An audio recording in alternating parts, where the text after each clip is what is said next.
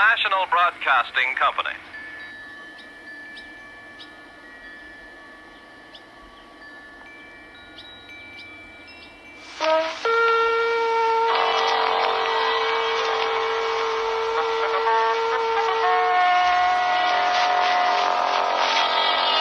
The Adventures of Sherlock Holmes, starring Basil Rathbone, Nigel Bruce.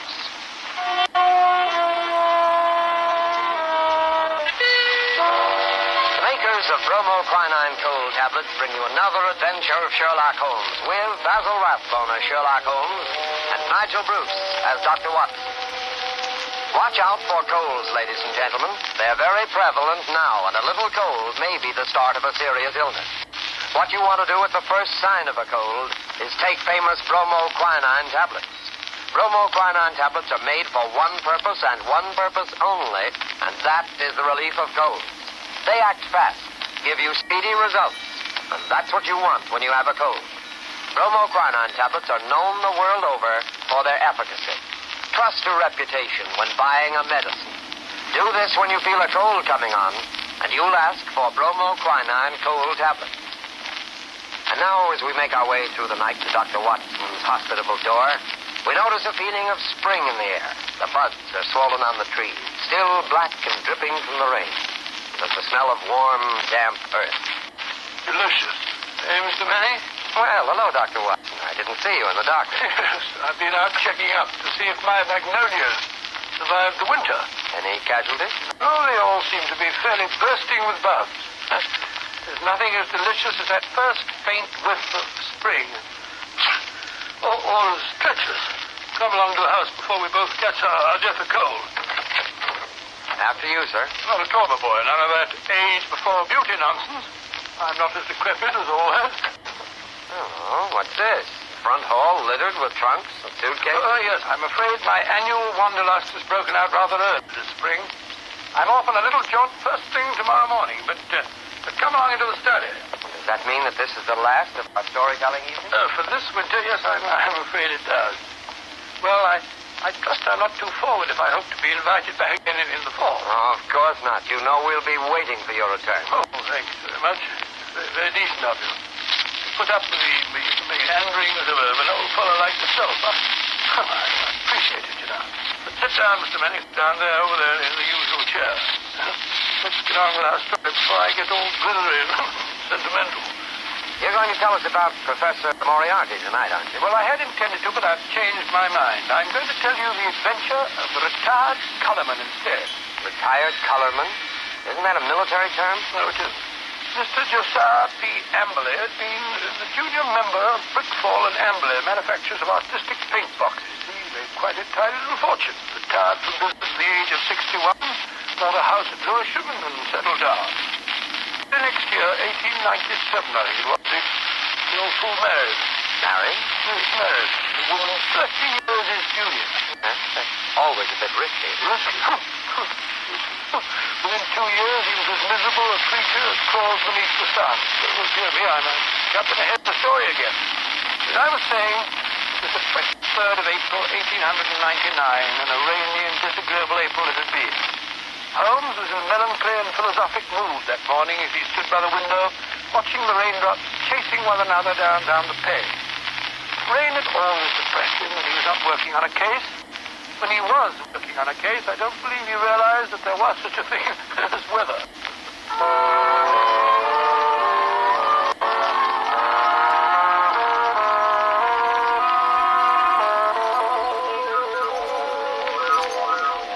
Look at that beastly rain. Hasn't stopped for 3 days. Might as well be another flood. Though heaven only knows what transgressions could have brought it on.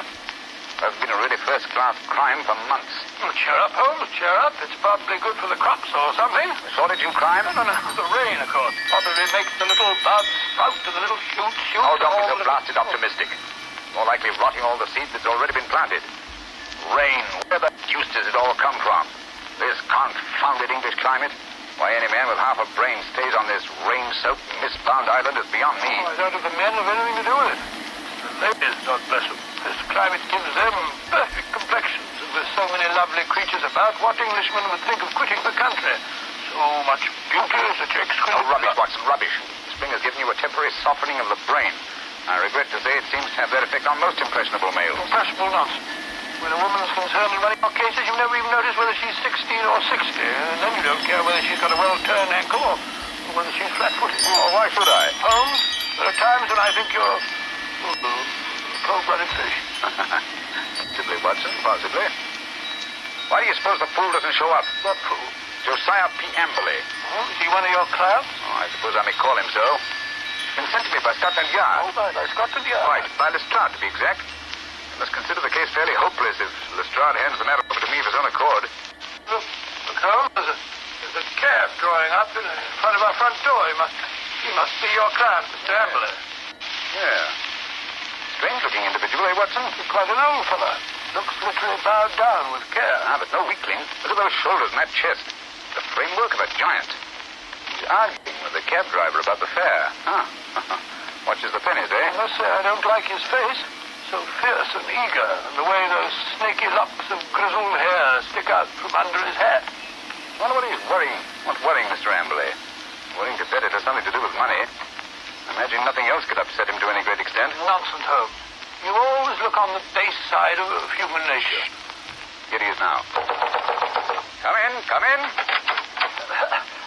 Which of you is Sherlock Holmes? I am. This is my friend, Dr. Watson. Who are you? I'm a broken man. He's robbed me, the swine. Taken everything I had in the world. I thought he was my friend, and he took everything. Right from under my nose. In my own house. Robbed me, he did. Yes, I felt sure it was a question of money. Money? Who said money? He stole my wife. The light of my life. The apple of my eye. It's true she was very expensive. But after all, she was my wife, and he stole her. Now, Mr. Amberley, My beautiful blonde wife, hair like gold, and my securities. The money I saved up with years of hard work. Gone. All gone. Yes, thank you. First, tell us about your wife. How long have you been married? 2 years. 2 years, and she's tired of me already. 2 little years. Easy now, good man. Easy. More facts and fewer recriminations if we're to get to the bottom of this case. Well, 3 years ago I retired. Bought a house. Big house at Lewisham. Cost me plenty of money, that house did. Well, sir, I'd never lived alone in a big house before. Got sort of lonely. House began to need looking after, so I thought I'd start looking around for a wife. Nice, healthy young wife to look after me. Then I met Ella. Handsome girl she was, too. A good cook. Hair like gold. Could bake a beef and kidney pie that would melt in your mouth. So I thought I might as well get married. Very practical, I'm sure. Yes, that's what I figured at that time. But Lord, Mr. Holmes, the money a woman runs into. There made my heart bleed the way the money went. I should have thought you'd have been glad when the other fellow took it off your hands. But who was this, Wolf in sheep's clothing? Yes. His name was Dr. Ray Ernest, a young fella. Used to come over nights and play chess with me. I see. He stole your wife. Yes, and my securities. Yes, but surely the securities are registered. You can hardly hope to convert them.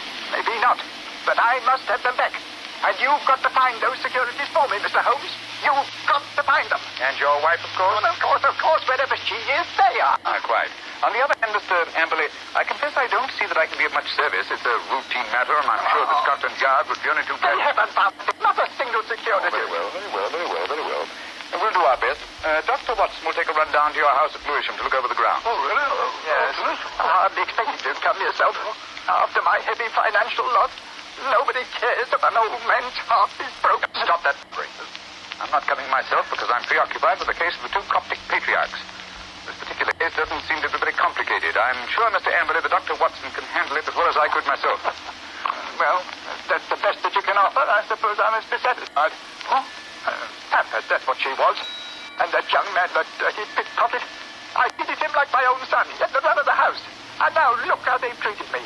Me, you never harmed us. Quite. And now, good day, Mr. Amberley. Oh, yes, well, good day, Mr. Holmes. And I shall expect Dr. Watson this afternoon. You have my address, I believe. Oh, the ingratitude, the rank ingratitude of it all. I must say, Holmes, I like the way you've shoved all this off onto my shoulders. Coptic patriarchs, indeed. You just don't want to go. Right, Watson, right the very first time. You've been begging for a case all to yourself for months. Well, here it is. Yes, and a nice case you've given me, I must say. That old skin. Oh, my daughter, oh, my ducats, eh? With the emphasis on the ducats, if I'm not mistaken.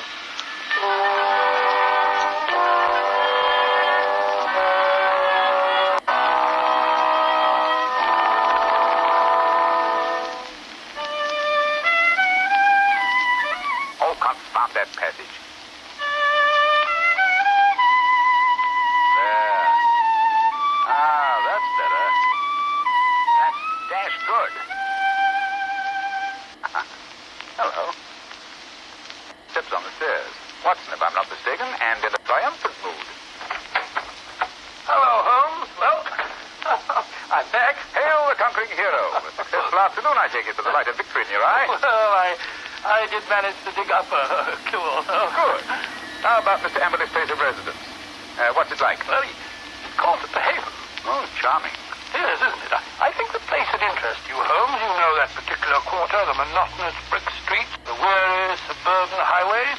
Well, right in the middle of them lies this beautiful old home, surrounded by a high sun-baked wall, mottled with lichens and topped with moss. The sort of wall... You may omit the perjury, Watson. I note that it was a high brick wall. What? I should have guessed it was the Haven, even if I hadn't asked the lounger who was smoking outside in the street. A lounger? Yes, a tall, dark, heavily-moustached man with a curious look in his eye. With great tinted glasses and a Masonic type in? Good, have you?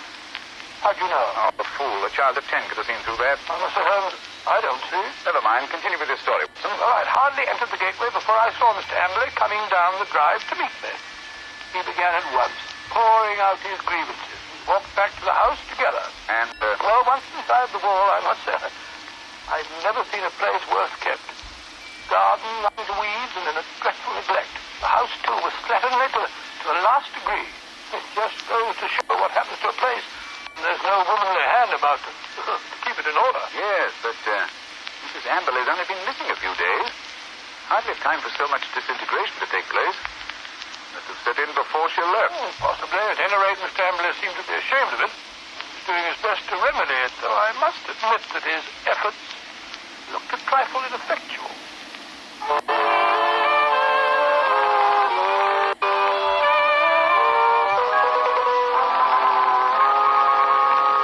What's to become of me? What's to become of me? My wife gone, most of my fortune stolen. Oh, come in, Dr. Watson, come in. Here you see what remains of what used to be called my home. An Englishman's home is his castle, so they say. But home is where the heart is. My heart. Look out, Dr. Watson, look out. That wood waste just seems... Oh, look at that, my best pair of trousers. Too bad. Careful, you almost stepped in that pot of paint. Oh, dash it all, Em. This is absolutely the limit. Sorry, I shouldn't have left that pot of paint in the middle of the passage, I suppose. When one's alone in the house, one forgets. Alone?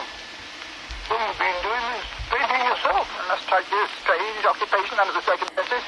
One must do something to ease an aching heart. And step in here, Dr. Watson. This is my study, my sanctum sanctorum. Oh, sanctum sanctorum. I see you've just finished painting woodwork in this room, too. The smell of paint. Yes, it's not dry yet. That's why I have a fire in here. Now, let me see.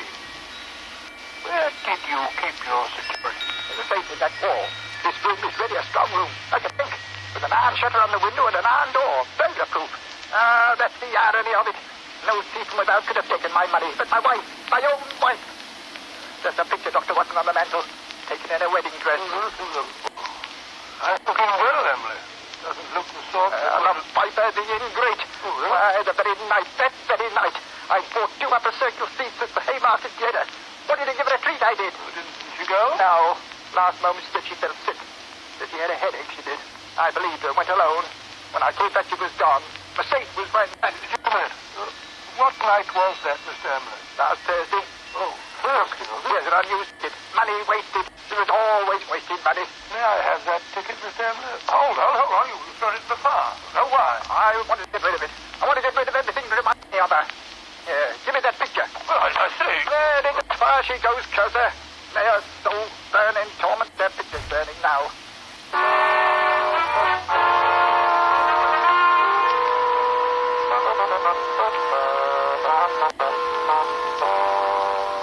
Unpleasant fellow, eh, Watson? This case begins to look more somber than I suspected. You could only have brought me that ticket, Watson. Oh, I did my best, Holmes. I may not have the ticket itself, but I did notice the number of the seat. Oh, bravo, Watson. How did you happen to remember it? Well, as a matter of fact, it was my place in form at school, 31. See from the bottom. And so it stuck in my head. Splendid, old fellow. Then, Amberley's seat must have been 30 or 32. Hear me now. Who can that be? Well, whoever it is, he dashed impatient. Oh, yes. Here he comes up the stairs, fairly running. Come in. Well, bless my soul if it isn't our old friend, our good friend, Mr. Amberley. What's up? A telegram, Mr. Holmes. I can't make anything of it. Here, see for yourself. Huh? Come at once without fail. Yes. To give you information as to your recent loss signed Elman, Yes, the vicarage. Dispatched at 2:10 from Little Burlington. Purlington in Essex, I believe, not far from Frinton. You will start at once, of course. Watson, look up the train. There's probably a hoax. What could anyone in Little Purlington But it's from a very responsible person. Where's my crockpot? Yes, here it is. We'll look up this minister of the gospel. Elman, here it is.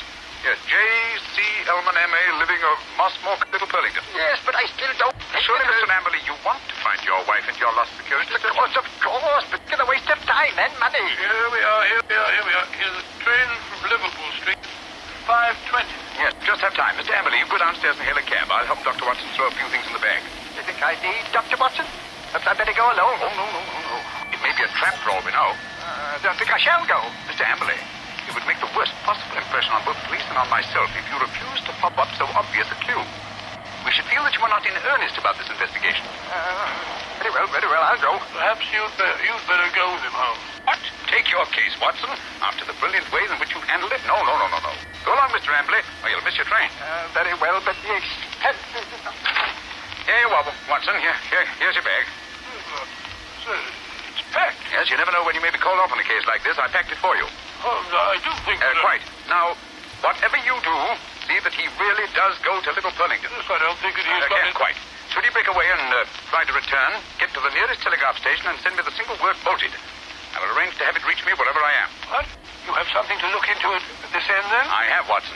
This case is beginning to take on a rather curious, sinister aspect. Above all, old man, take good care of yourself. And Mr. Amberley.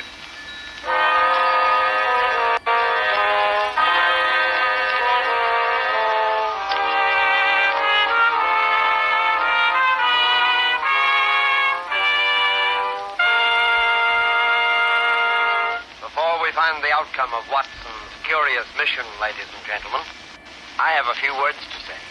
Here's what you want to do when you feel a cold coming on. Here's what you want to do at the very first sign of a cold. Take famous bromoquinine cold tablets. Bromoquinine tablets don't fool. No, sir, they get right after a cold symptom. They get right after a cold's misery. They relieve the headache and other pains that go with a cold. They relieve that stuffiness and feeling of depression that accompanies the cold. They help reduce the fever that goes with a cold. Bromoquinine tablets are fast and decisive in their action. First, because they're made especially for the relief of the common cold. And secondly, because they act internally. You can take lots of things for the relief of a cold, but nothing more reputable and reliable than famous bromoquinine tablets. Get them at any drugstore at the first symptom of a cold. Ask for bromo, B-R-O-M-O, quinine, Q-U-I-N-I-N-E, bromoquinine cold tablets.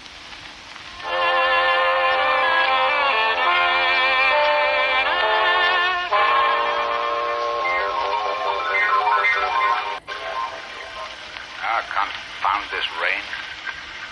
Everything's as dark as a black hole of Calcutta. The haven.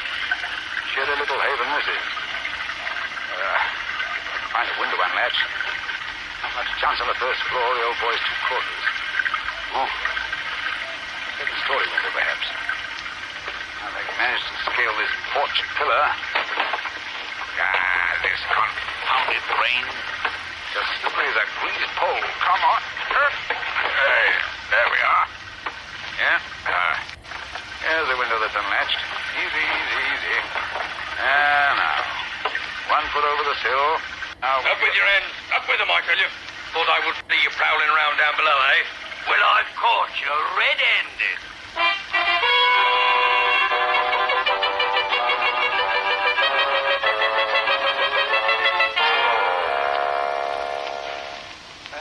Nice wild goose chase that turned out to be. That friend of yours, Sherlock Holmes, is a fool. I'm sure, Mr. Amberley, if you'll call and see him, he can explain. Explain nothing. That figure had never seen that telegram before. The way he treated us. You might have thought we were suspicious characters. Then missing the last train and having to sit up all night at a confounded station with the rain dripping through the roof. Well, we could have gone to an hotel. Gone to an hotel? That costs money. Gone to an hotel, indeed. Here's your house, Mr. Amberley. I think I'll go along home now and get some breakfast. You will not. You're going to come into the house and see if everything's on. I look up there. The window over the porch. It's open. Perhaps you left it like that yourself. Rubbish. I tell you, I don't like the looks of this. Where's my key? Here it is. We'll soon find out. I say, it's gloomy, isn't it? Look. Someone's been here right enough. Footprints on the fresh paint.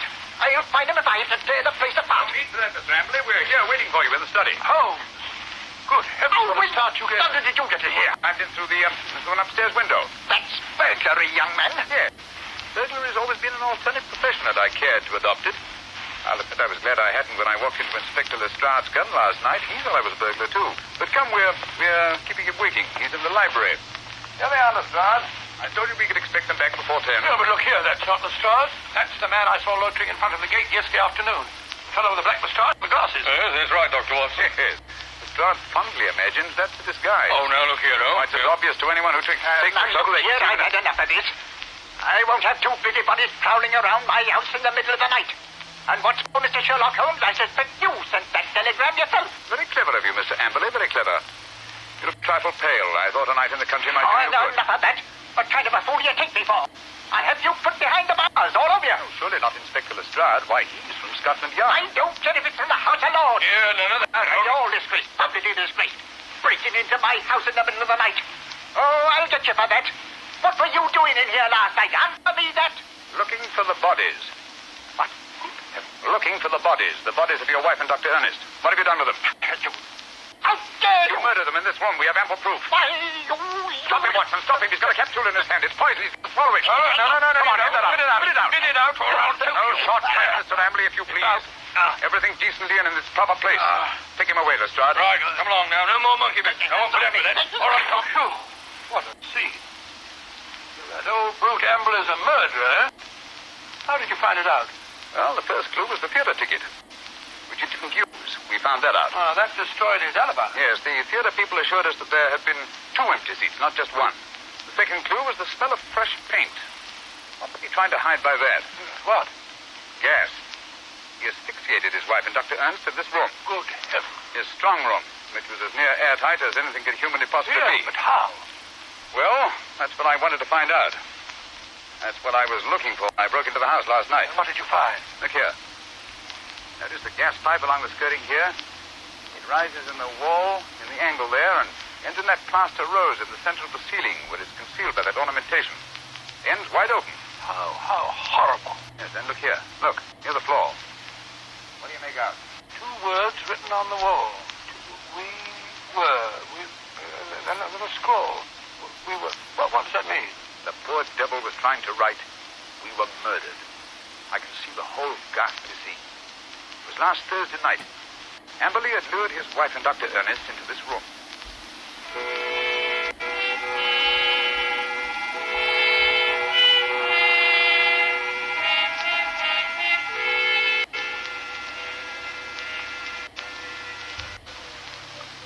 Oh, listen to that wind. I wish it would stop. It's not so bad in this room. Have a little game in here, eh, Dr. Ernest? Just you sit here, Andrea. Entertain the doctor while I go and look for the chessmen. Excuse me a minute, Dr. Ernest. Certainly. And if you don't mind, I'll close the door. That's such a draft. It'll be much cozier in here with the door closed. Much cozier. If that wind only wouldn't howl. I feel so depressed. Is there something terrible we're going to happen? Oh, nonsense, my dear Mrs. Amberley. This house is getting on your nerves. Is there any wonder? He gets worse and worse. Oh, Dr. Ernest, I'm so frightened. You must go away. What? Now, don't be alarmed, Mrs. Amberley. I've had your husband under observation for some time. I'm afraid he isn't quite normal. It isn't safe for you to stay here any longer. But, Doctor, don't you understand? I can't leave my husband. Heaven knows what would happen if I left him alone. We could get a nurse to take care of him. You can't stay here with him. What was that? Just there, he heard us. He was outside the door listening. Oh, Dr. Ernest, this is terrible. What can we do? Listen. You hear that? It's the gas. Someone's turned on the gas. I can smell it. Hurry, we've got to get out of here. Why? Oh, the door's locked. He's locked the door. Amberley! I say, Amberley, open the door! Quick, the window. No, that's locked too. The iron's shuttered. Amberley! Amberley, let us out! You realize what this means? He's going to kill us. He must have gone mad, I'm afraid. Yes, it's what I was afraid of. He's a maniac. A homicidal maniac. Oh, this is horrible. We're trapped. What a fool I was. What can we do? I feel so faint. I can hardly breathe. Here. Lie down on the floor. Yes, better down here. It's no use. stay awake. I don't mind anymore. I'm quite all right. Really? Mrs. Amberley. Mrs. Amberley. Don't give up. I feel things too. I must warn people. It's dangerous. I can't think. God, I can't breathe. I can't think.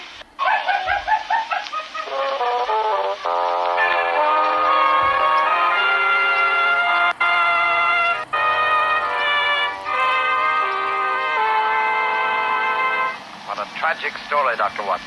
Was Mr. Amberley insane? They decided he was. He ended his days in an asylum. Did they ever find the bodies? Yes, at the bottom of an old well, the opening of which had been cleverly concealed by a dog kennel. I see. And now I'm afraid it's time to say goodbye. Well, not goodbye, Dr. Watson. Au revoir. Oh, just as you say, Mr. Manning. Anyway, in conclusion, I want to thank you and our radio audiences who so patiently listened to the reminiscences of a sentimental old fellow. And I want to wish you all, old and young, an extremely happy summer. Thank you, Dr. Watson. Ladies and gentlemen, in just a moment, Basil Rathbone would like to say a few words to you.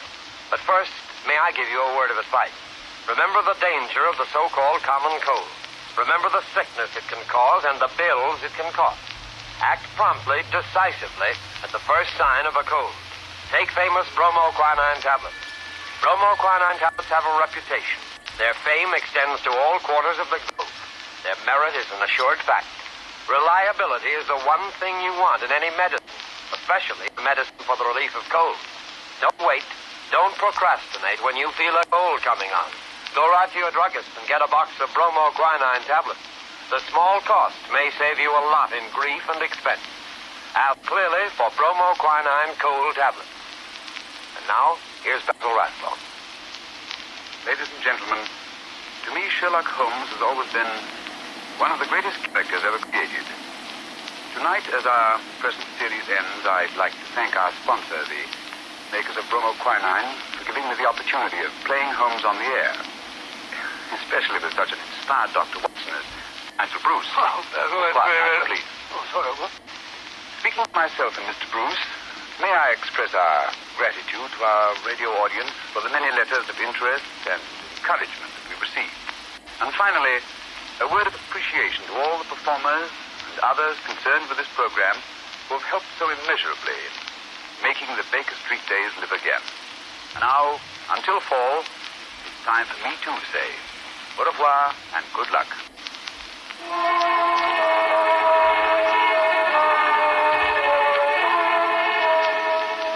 You have been listening to a Sherlock Holmes adventure adapted by Edith Miser from Sir Arthur Conan Doyle's story, The Retired Colorman, with Basil Rathbone as Sherlock Holmes and Nigel Bruce and Dr. Watson. The Sherlock Holmes series was produced by Tom McKnight. This program was presented from Hollywood by the makers of bromoquinine cold tablets, quick relief for colds. This is not Manning speaking.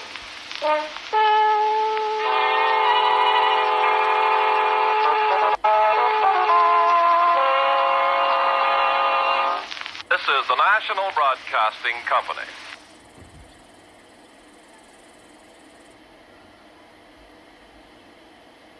Good evening, Doctor. You look a bit irritated, if you will pardon my saying. Good evening, Mr. Manning. Good evening. Yes, I am a bit annoyed, and with good reason.